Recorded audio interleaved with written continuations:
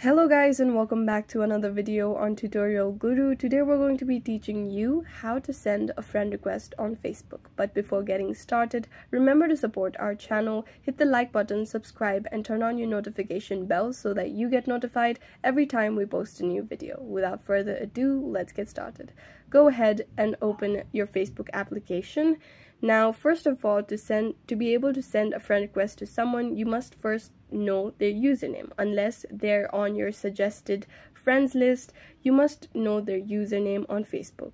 Once you've figured that out, you can go ahead to the search icon that appears on the top of your screen, tap on it, and search for their username. Over here, you'll be able to see a bunch of people, a bunch of pages that have the keywords that you've searched for. If you do not find the person that you'd like to add under this list, you can go and tap on the people option that appears on the top of the navigation bar. Over here, you'll be able to see everyone on Facebook with the username that you've searched for. And once you've found their account, you'll be able to see the add friend button below their username. Simply tap on it and a friend request will be sent to them on Facebook. And this is how you can send a friend request on Facebook, as easy as that.